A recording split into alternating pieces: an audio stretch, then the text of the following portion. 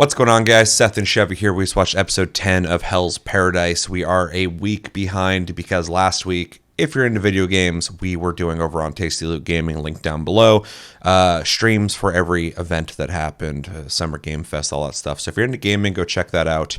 If you watch anime, I assume you probably like games too. But with that, it was a very busy week, and we did not get to watching the anime that we needed to watch. So we're catching up, which is going to be a lot because we got this episode. We'll be reviewing the next episode that just came out of Hell's Paradise. We're going to be reviewing Demon Slayer and the finale. I believe so, yeah. So we'll be reviewing the whole season with that finale review as well. So make sure to check that out. Also, we still got to watch JJK Zero, the movie, before the new season comes out. So there's a lot of reviews that we'll be putting out soon. But just explaining why we're a little behind on this. It's been a very busy week for us. So episode 10 of Hell's Paradise, we're going to be going full spoilers ahead, so hopefully you've watched this episode. This episode basically was 4 different stories of different teams on the island at this point. We got Gabimaru essentially teaming up with the big guy who has one hand and the intellectual scientific autopsy dude. Asimon, where the hell they're called.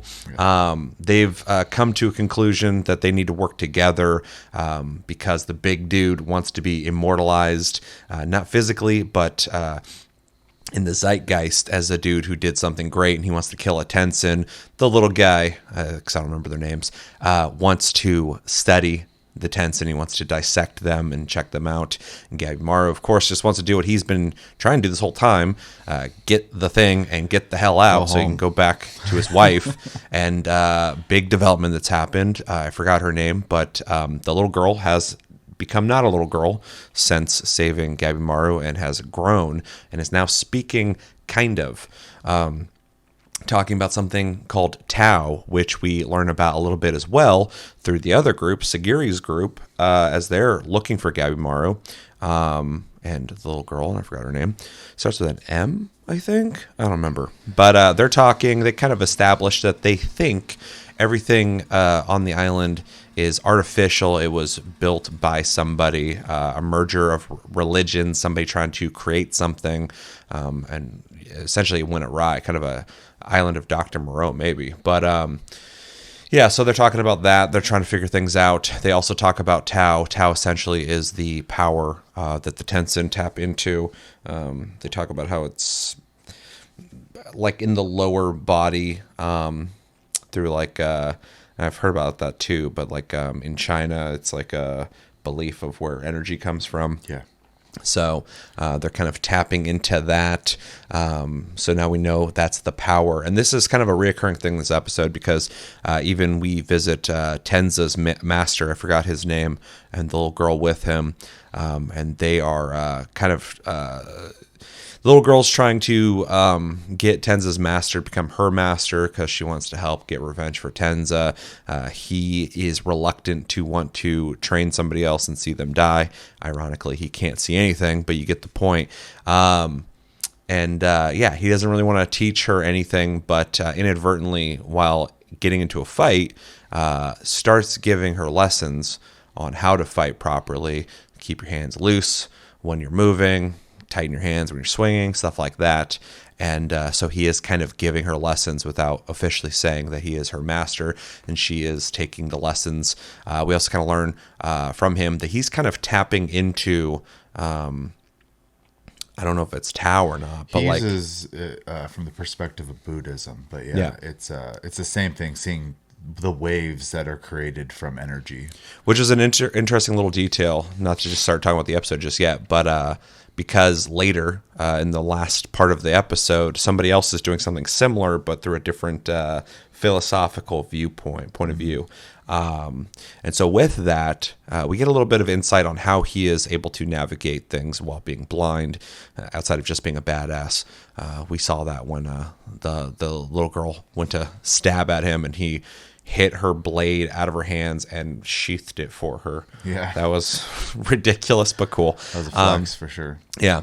And then we end the episode with, I forgot their name, but the brothers who were left in the hole to become Tan, they are climbing out of their He's got his brother, the Asamon, on his back, the shogunate, and he is climbing out.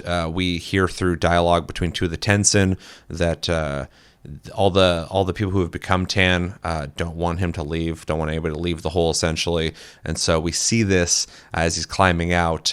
Things are grabbing him. He's yanking their arms off. At one point, he steps through one of their mouths and breaks their teeth into his foot, which was kind of gross. They get out of the hole. They are trying to figure out what they're going to do. The softer brother is like, we should leave. And the other guy's like, no, we got to kill everybody. And he just can't be swayed otherwise. It's a point of pride from at this point. Yeah, it doesn't even seem like he cares if he's going to die or not. He just is like really pissed that they did this to him. So yeah, he's dedicated, and his brother is, very, like ready to just do whatever he says. So that's their plan. He thinks they need to come up with a plan. They actually discuss. It's funny. This episode has all these little things where everybody's like talking about the same things. So we kind of get this like big blanket of information coming from different people as they all kind of start figuring it out. Perspectives of it. Yeah. Yeah. And he says, and it's an interesting way he found out during the fight, he realized that the roots were coming from the lower area, something we found out earlier about where the energy's coming from with the Tenzin and the Tau. And so he's picking up on that too, not in any scientific way, just in combat. He noticed that. Yeah. And then they are, while they're talking, met by, I think they're called Doshi. Was it that? Something like that. Is Soshin and Doshi, I think. Yeah. So anyway, we find out that the monsters on the island, they're not the tan flower people, are Soshin. I think that's what they were called. And they're kind of mindless. There's like entities that do what the Tenzin want. And then Doshi we're learning in this episode, kind of the disciples of the Tenzin. They are more intelligent, and they are their right hand people. Their faces are kind of behind some weird shit. But anyway, kind of like the caretakers. Yeah, and so essentially, this guy just requests they get back in the hole. And of course, that's not going to happen. So the blonde brother attacks him in a really interesting fight where the Doshi punches the dude in the face, and the guy, while getting punched, grabs his arm and rips it off. At this point, the Doshi figures out that he's not going to go in. He's not going to cooperate. So he's going to enforce what he's saying. Send some monsters in. The shogunate brother starts fighting them, and while the criminal brother is fighting the Doshi's kind of analyzing him, noticing that he has a blind spot in his energy, and similar to how the blind samurai guy also sees, and exploits that weakness, striking him.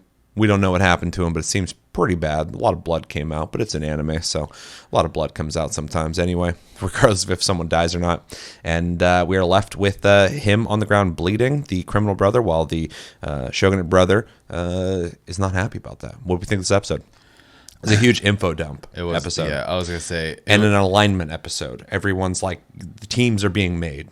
The strategies are being concreted. Yeah.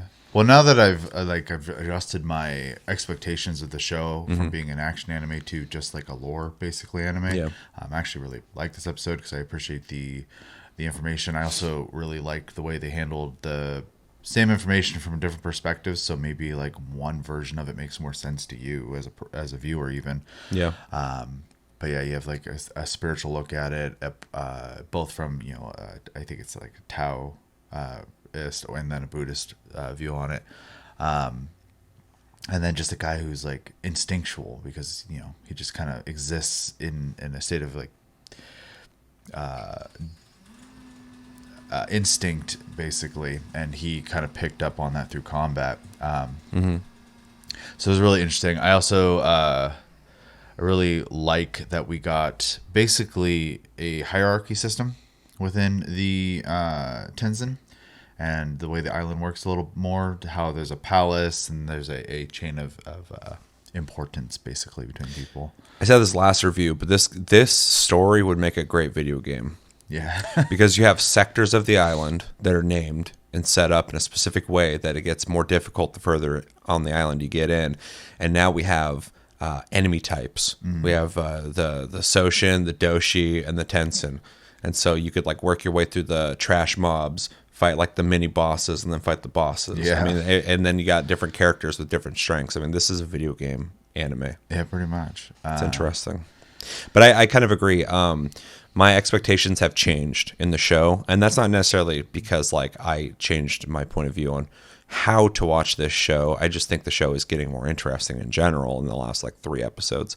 But viewing it differently also helps because I'm not watching this show for like cool action sequences. There's been a couple, but they're never like amazing. But I do think the lore and the atmosphere and It's just generally the things that are happening. yeah, that's all really interesting. The story's the interesting part of the show so far, and because it does have a loose horror theming to it, it's definitely doing it for me. And the mystery of the island and stuff like that. But yeah, I agree with what you're saying on that. Yeah. Yeah, the only thing that, I still need an explanation on really at this point is like, why did she grow up all of a sudden a little bit? And then she was asked if she is Tenzin as well, and she kind of like looked disturbed by the question almost, but she doesn't really. She went from not speaking to speaking very Broken.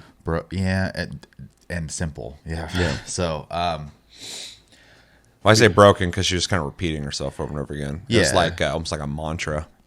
or like someone who's like, in shock almost and just Yeah. repeats themselves type of thing. But Broken. yeah. So there's a mystery obviously still around her, which I'm interested in as well, because if she is Tenzin, and like what's causing the growth, why isn't she like in the palace with them, stuff like that. So Well, the Tensen can change their bodies however they want. So maybe she's not as in control of it, or because she's broken in some way or in shock or whatever. Yeah. Maybe it's happening.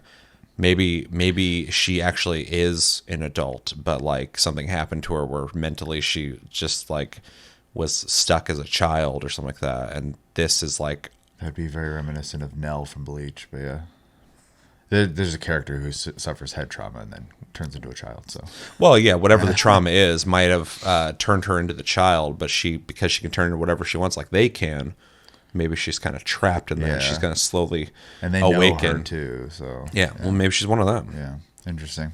But she, something happened and she's being a hermit somewhere in a cabin with the fucking Groot guy. But yeah, I mean that's basically the big question I took away from this episode outside of because a lot of it was just giving us information, less question stuff, less mystery. Other than because even when they showed the people, I was like, okay, here comes the next mystery, but they answered it immediately with them being basically caretakers to the Tenzin. So, but yeah, I enjoyed it. It was good. Curious to see where it goes. So, Yeah, this episode was interesting. It's a build-up episode in my opinion. The info dump's not. That was all stuff that's just information. It's good to know, but we're getting these teams built up now. We're getting this strategy. Everybody wants to kill the Tensen, which is fine because I don't like them. I don't think they're cool. I don't think they're interesting. Well, their lore is kind of interesting, but like they're not like likable villains, and they might be later. I don't know. I barely know them, but like I'm ready for them to just fucking murder these Tensens. So when they're talking about this, I'm like, fuck yeah, dude. Let's go. Let's kill these guys. When the brothers are talking about it, I'm like, yeah, dude, you're fucking crazy. You'll die for this. Go kill this Tensen. When Gabimaru's like, we gotta come with strategy and kill these guys. I'm like, yeah, fucking do that, dude. Go get them. So I'm all ready for this. I'm ready for that to happen. So hopefully we'll see some kind of counter attack in the next episode or two.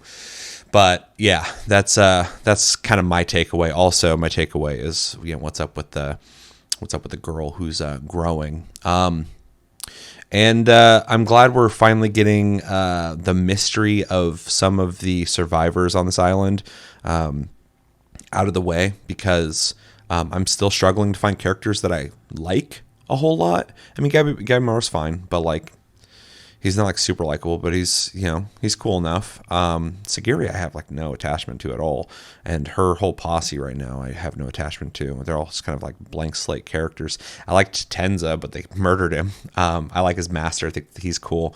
Little girl with him isn't interesting. It's like a dynamic that you get in a lot of things though, where you got like an older person taking care of a younger person. It's a tried and true trope.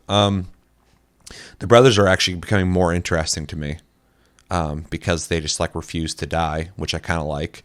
Fits the character of the blonde guy for sure. And then the big dude I've thought was interesting since the beginning. We've barely gotten anything from him, but like I kind of like that he like lost the hand. He's like, oh shit, and then he's like, all right, let's go. Like he's just kind of ready to meet his destiny, his fate. He's got big ideas of what he wants to achieve, and so he's okay with losing an arm because it's all means to an end. He just wants to create his legacy. I kind of like that. Little blonde guy, I don't know what to think of. Yeah, he's got a weird sword, and apparently he is pretty cocky, so I'd like to see what he's capable of. The exploration of Tau was interesting. To give, I mean, most things when there's like power involved, like we don't like talk about what the power is. It's just like power levels, like, oh, you're really strong. Yeah. But that they're even exploring it is a concept I think is neat. Talking about the Tau, it's really interesting how we have like the Tensen. We got those established as these like godlike figures. We got Tan, which is their resource on how to do that, and then we have Tau, which is essentially the power itself.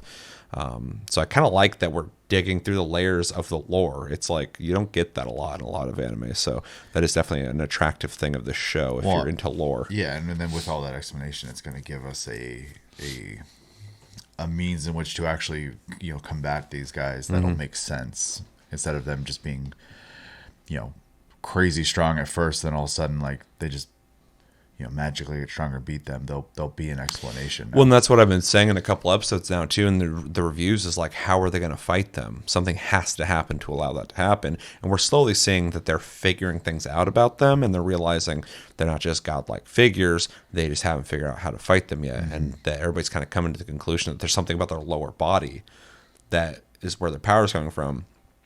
We're unraveling that there's possibly a way to defeat them. Yeah. And then so last episode we saw that they don't have like an infinite wealth of energy. They have to recharge basically. So. Yeah, exactly. So you could wear them out as long as you can go toe to toe with them.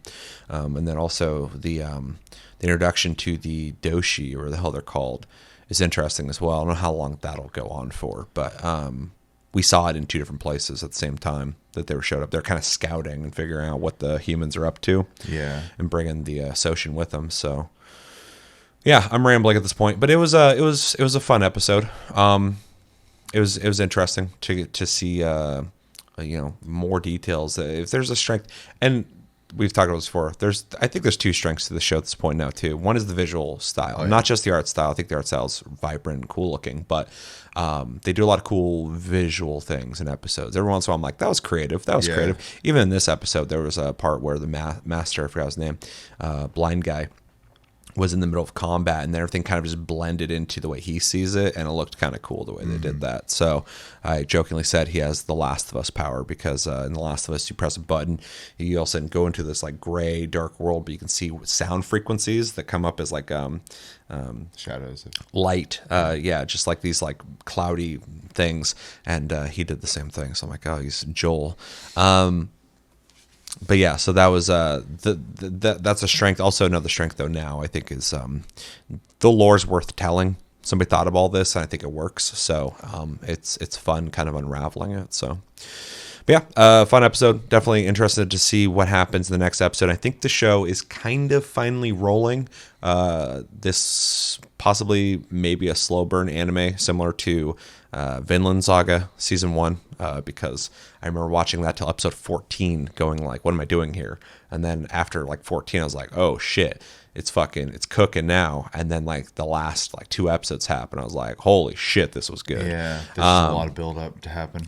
Yeah, they were not that we're reviewing Vinland Saga, but like they were trying to establish things before meaningful things happened, and this could do the same. I don't think it's gonna be as good as Vinland Saga, but like things are starting to happen that I give a fuck about. So.